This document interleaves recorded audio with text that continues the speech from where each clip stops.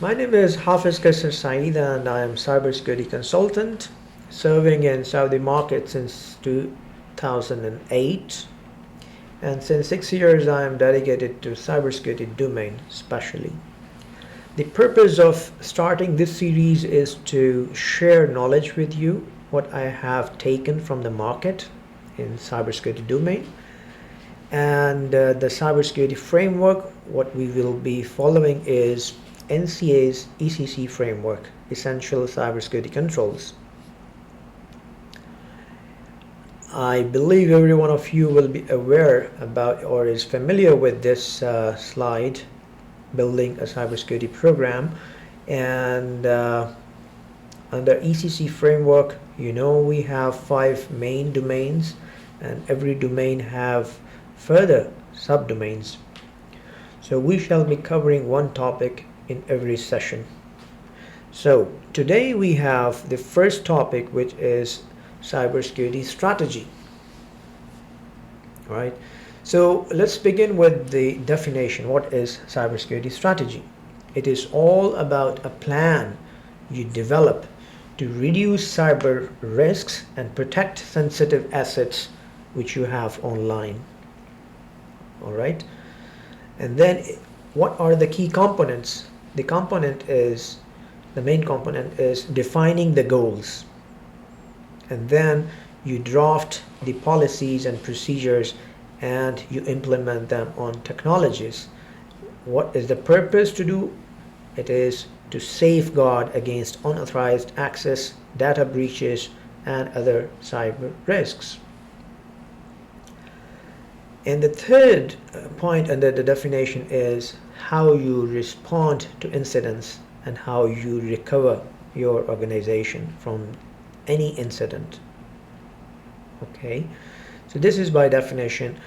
Let's see what are the key pillars of a cybersecurity strategy. Here you can see the 5 main pillars. We shall be discussing one by one in detail in coming slides. Number 1 is how you define strategy objectives. Then is who are the participants, who are the stakeholders during to build the cybersecurity strategy, and then what are the resources available to build or to develop the strategy. And of course that is the development phase, where you engage with different stakeholders, with different functions and departments to ultimately achieve the target, to develop a cybersecurity strategy. And of course there are constants you have to consider and how you cope up with them. However, if you see this slide, you will see I have added 3 more pillars while you are developing a cybersecurity strategy. It is actually taken from the NCA framework. 5 are similar, which are broadly accepted. 3 more are added from NCA. The 6th number says roadmap development. You should build a roadmap. It is short-term and a long-term goal you must set. And then is developing a business case. Why you are developing a business case? So that you can get commitment from the highest authority, okay, where you can showcase your strengths, weaknesses, and everything, and you can actually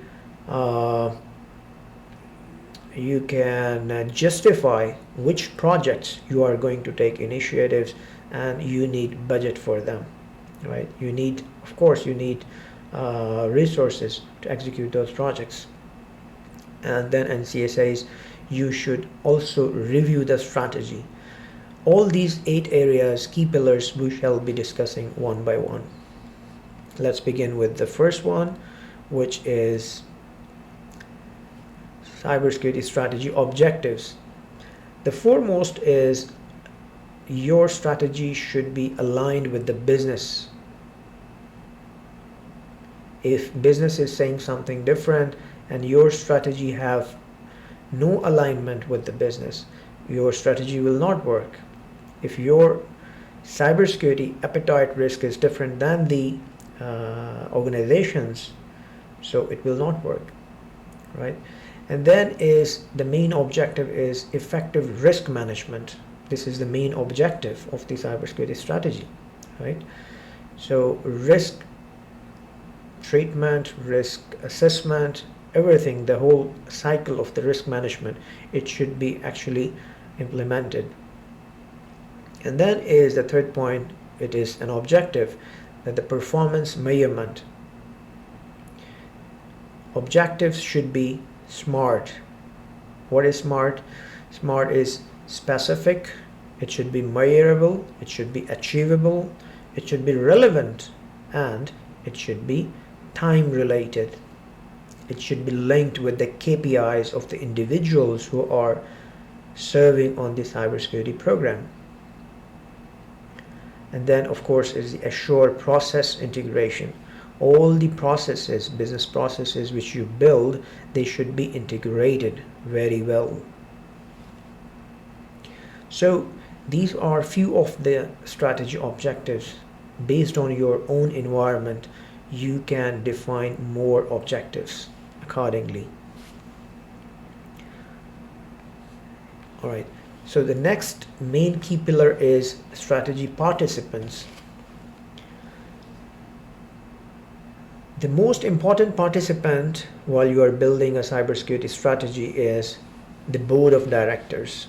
They are the decision makers. They are running the show. They are the investors. They have wide range of experience, all the board members they have. So for all the resources and the budget, you must consult with the directors. You must get the approvals from them. Okay, so they are the main participants. And then is the executive management, of course, for example, the CEO or the CFOs. So you must engage with them for the cybersecurity program. And then of course is the security leader, who is normally a CISO in any organization. What is the role of a CISO? CISO reports to the executive management, for example, the CEO, and CISO also reports to the board of directors or present to the board of directors if there are any risks involved, if there is any approvals required for the policies, for example.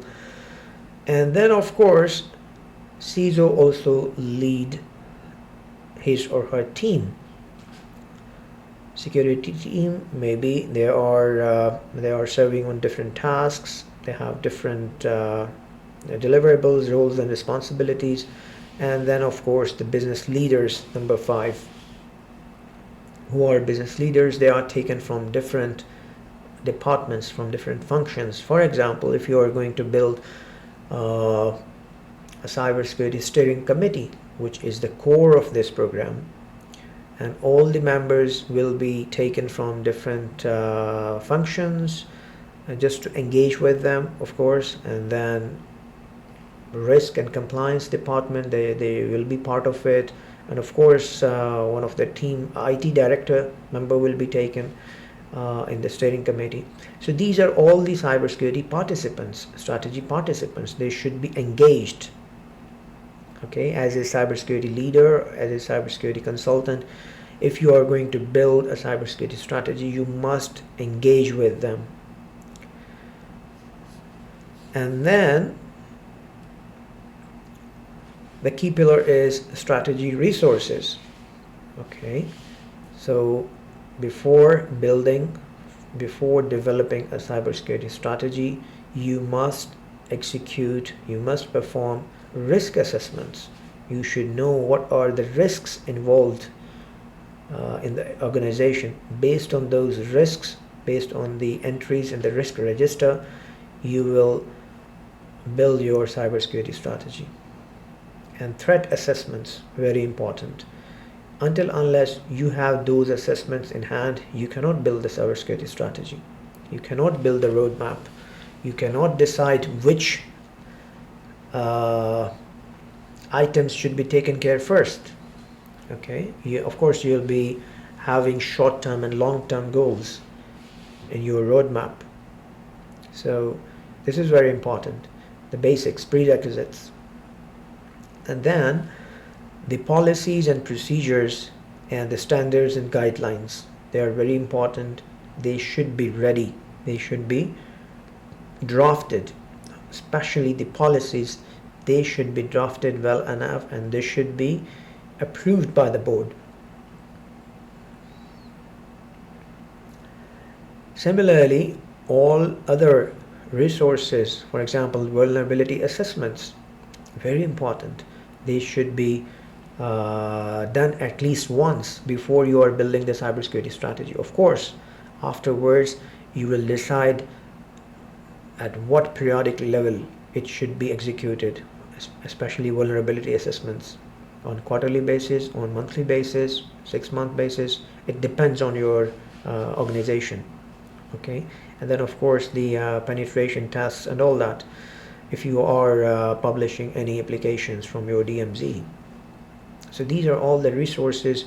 You need to consider them, you need to evaluate them, okay, before you move on to build or develop a cybersecurity strategy. Alright, so the next pillar is, if you are going to develop a cybersecurity strategy, you should first of all need to think the governance part, okay, the business alignment. Your direction should be aligned with the business strategy, okay, and you need to see existing and previous strategy, why you are going to revise your cybersecurity strategy, okay. And then is a security program charter. This is all about the governance where you need to take care of. And then is the risk and incident management.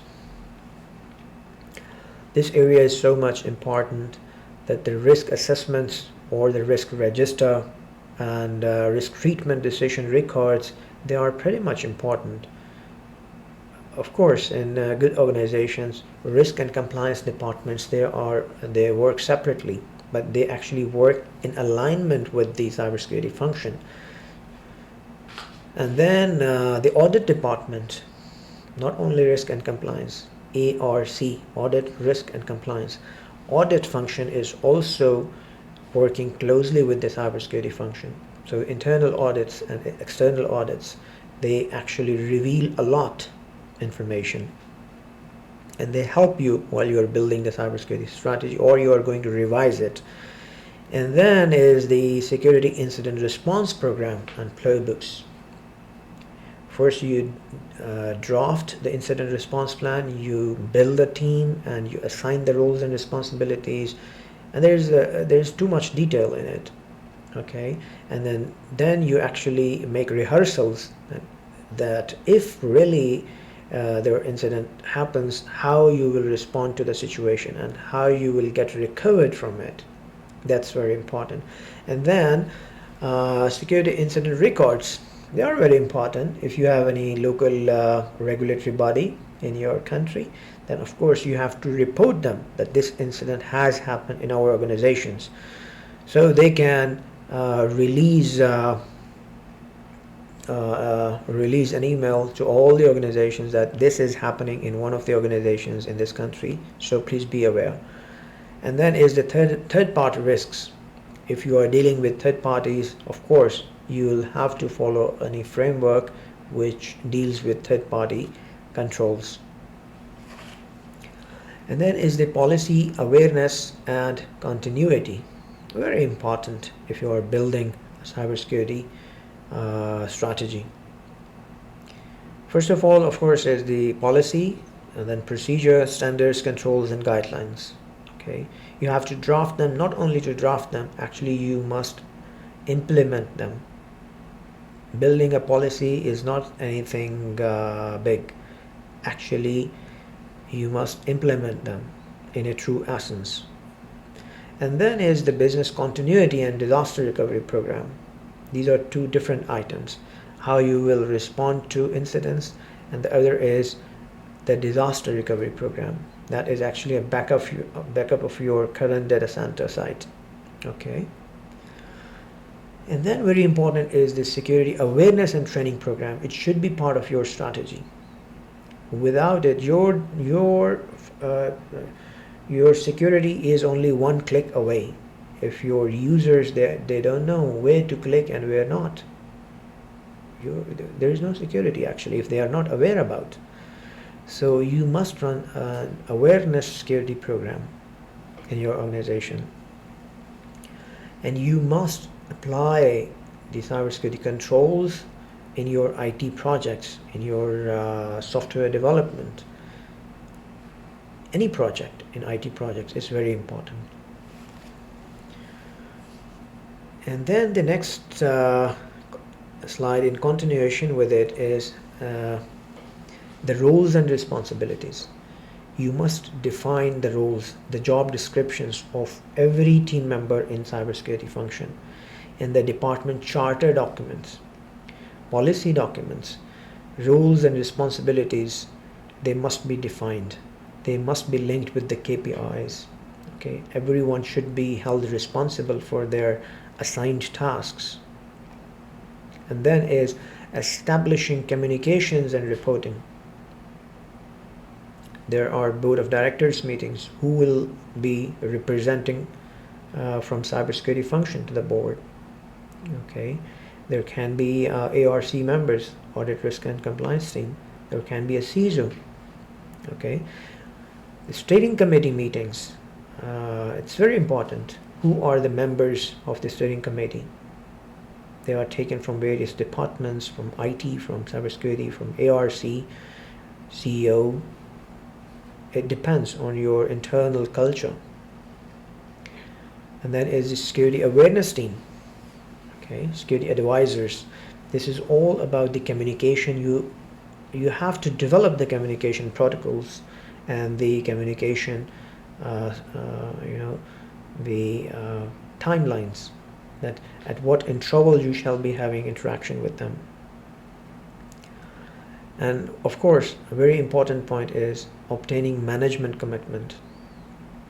If you want to execute your strategy, you must have resources, you must have enough budget, right, to execute your cybersecurity strategy. Otherwise, only building a cybersecurity strategy is of no use. You must execute, right, successfully. All right, so then we can see strategy constraints, how you are going to overcome basic resistance to change.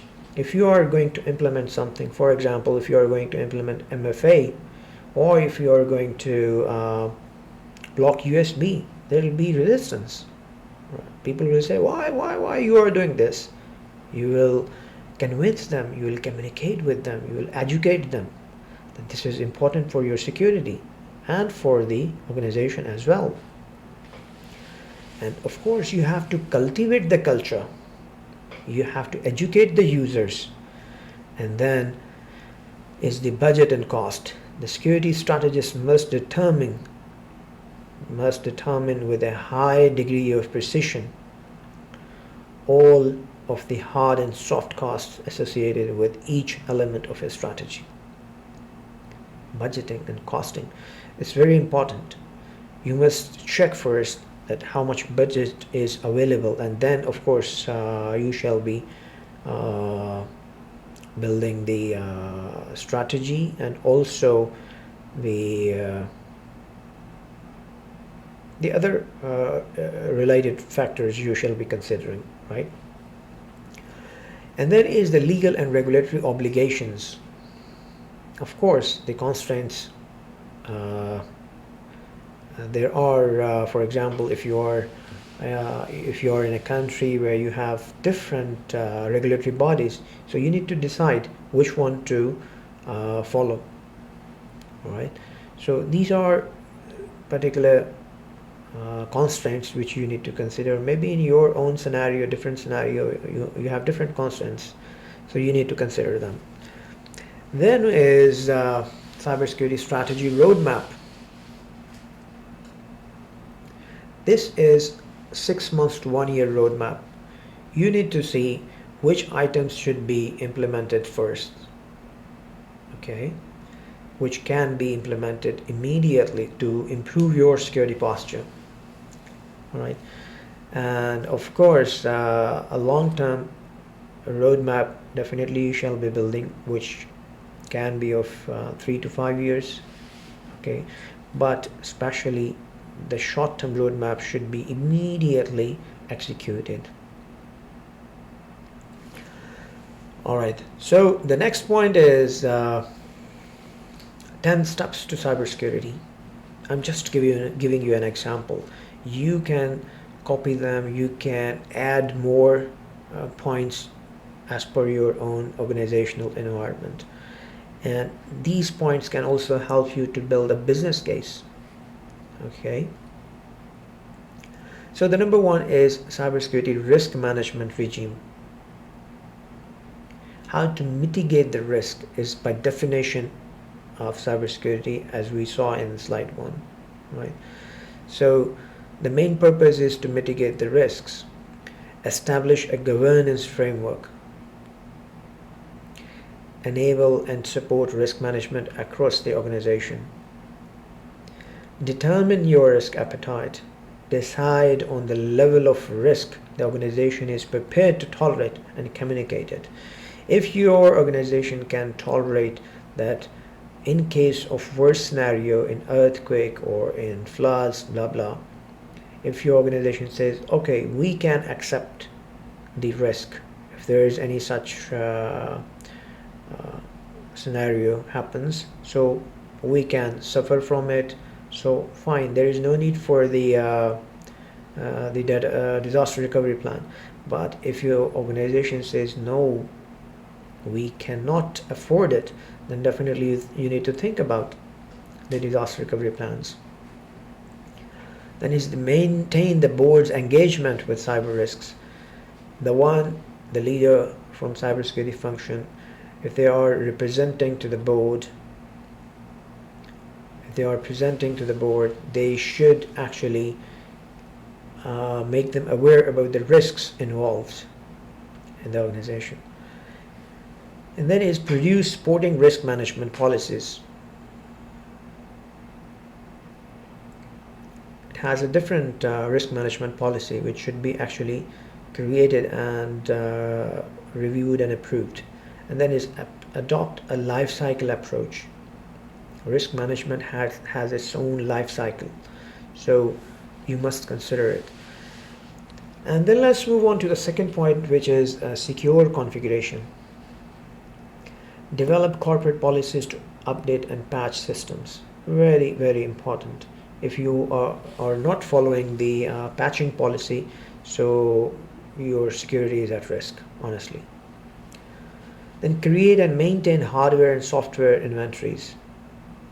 Inventories are very important. You should know which items are going to be expired soon, or which softwares are going to be expired, or licenses. If your firewall licenses are expired, your security is at risk. So you need to make their inventory. Then is lockdown operating systems and software. Create a baseline security built for workstation servers, firewalls, and routers. And then is conduct regular vulnerability scan. It's very important. You can have your own interval of vulnerability scanning. It can be on quarterly basis or monthly basis. Okay, but this is very important part. And then the third is network security. Police the network perimeter. Network perimeter is the edge firewalls facing the internet. You should review your firewall policies regularly. There should not be any to any policy. Okay, or if you have your DMZ where you are publishing your own applications, then of course you need to see, or you need to have a very strong security posture at the edge firewalls, or for example the load balancers and many other devices, they can be in place. So you need to strengthen the network perimeter. Then protect the internal network. This is all about the proxy should be involved so that you can prevent any direct connections to the external services and protect internal IP addresses, right? So proxy is very important in this case. And then is the monitor use. IDS, IPS, they should be in place so that you are on the safe side. Test the cybersecurity controls. Conduct regular penetration tests. Yeah, penetration testing is very important. It gives you a real-time idea that what's going on in my environment, how strong my defense is, right? And then the main point comes in managing user privileges. Establish effective account management processes. Very important for the users and also for the privileged users who are the administrators. It should be only based on need to know basis or least privileged access. Okay, least privileged access should be given to the users or the administrators, or it should be through PAM solution. Okay, and then is monitor all users. Monitor user activity, particular access to sensitive information and use of privileged accounts. It gives you much more insight if you are actually monitoring all the users' accounts, that from where they are accessing or where they are trying to log in. Okay. The next is user education and awareness. Trust me, it's so much important. If your organization has this program, your security is at much better level. See, produce a user security policy. Acceptable use policy. Users should be aware. Users should have awareness that what is my responsibility in terms of the security.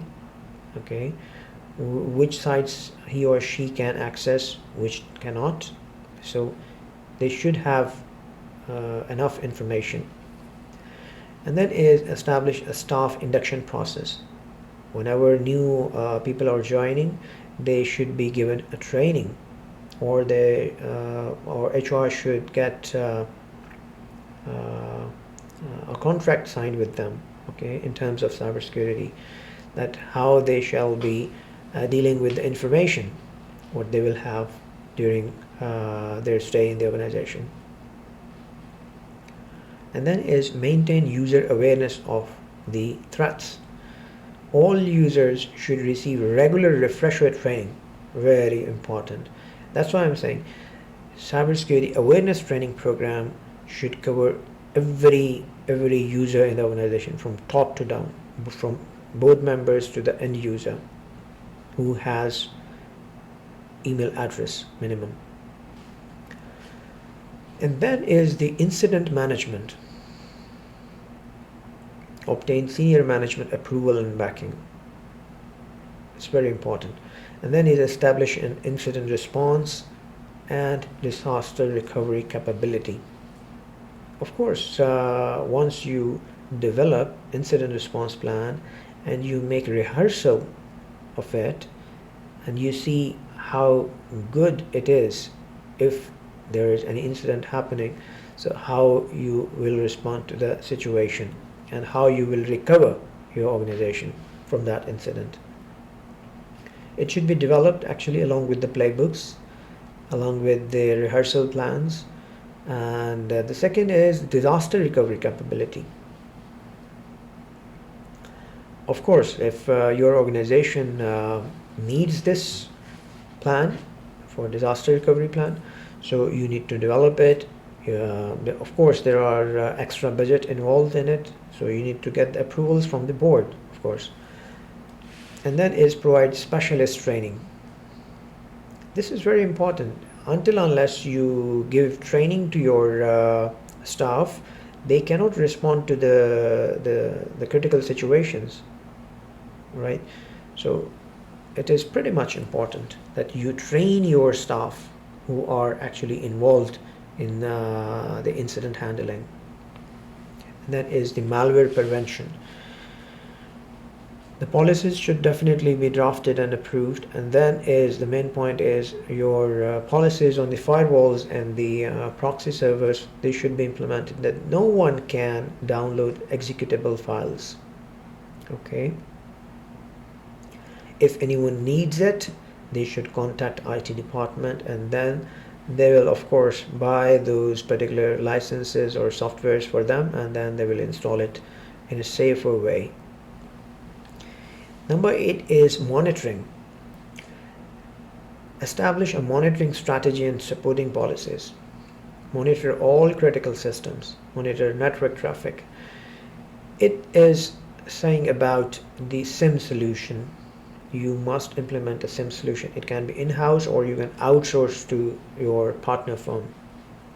Your all traffic should be monitored. Your firewall traffic logs should go to SOC team. Okay, your user accounts or your privileged accounts, they should be monitored, how they are being logged in. So everything is very important. And of course, if they are monitoring all the systems and users and the privileged users accounts, so they will be definitely releasing their reports. Reports are generated on daily basis, weekly or monthly basis. They are actually reviewed by the cybersecurity function or IT department. Okay, so then you mitigate those risks which are involved. And then is removable media controls. Produce a corporate policy. Every control which you are going to implement, it should have actually a policy that what you are going to do, a procedure.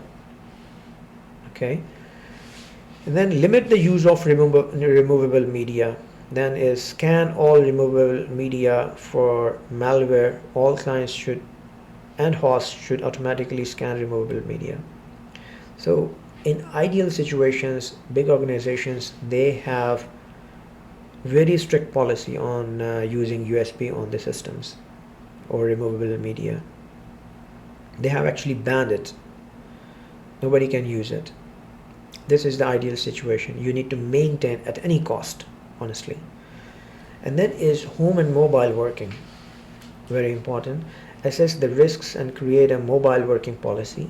Educate users and maintain their awareness. Apply the secure baseline. So if users or the employees, they are traveling or they are working from home, they should have enough training that way to connect. If they are on the airports, they should not connect to open Wi-Fi's, or if they are in cafes, or if they are traveling anywhere. So they should be aware. Actually, if I say if the NAC solution is in place, so it gives you pretty much good security posture for the devices which are remotely working. Okay, so the NAC solution will see if the antivirus is up to date, if the operating system has latest updates, you know, and similar items. So the security posture is maintained by the NAC solution.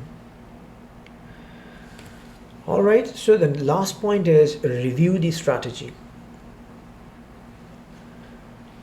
Reviewing the strategy gives you a strong hold on your cybersecurity program. Only after reviewing you know that how things are moving, what are the gaps we need to fill them. So which items you need to review. You can add more items, by the way. For example, assess, control current posture. Okay, and then is training employees. See the awareness training program, how it is moving. Are the users, they are attending their trainings, how they are doing it, okay, how much time they are spending on it. Then is maintaining compliance. If you have your own local regulatory body with whom you need to comply with, so you need to prepare for the audits, upcoming audits. You need to prepare for them. You need to consider those controls which are being imposed by your regulatory body. And then is review incident response. You need to see how many incidents are happening since last 1 year or since last 6 months, and how they are responded, how the teams are responding to them effectively. You need to review them. And then is updating systems and software, patch management, how it is being done. Are the patches being implemented on time, effectively? You need to see them. Update risk assessment. It is very important that you keep doing risk assessments. Then is update policies and procedures. At least if they are done annually, minimum. If they are done annually, it's good enough, because if you have any changes in the policies, so you have to take the approval from the board as well. And then is the report findings. If you are getting reports daily, weekly, monthly, so you need to review them. What are the findings inside those reports? You need to mitigate the risks if there are any. Okay, that's all. These are the 8 main pillars which we have covered in this session today, and I hope I have shared with you the knowledge and the experience which I have taken from the market. So if you still have any questions or queries, please feel free to reach me out at my phone number or my email. I'll be more than happy to answer those questions. Or if you have any project where you are seeking any cybersecurity consulting services, of course you can reach me out. Thank you very much.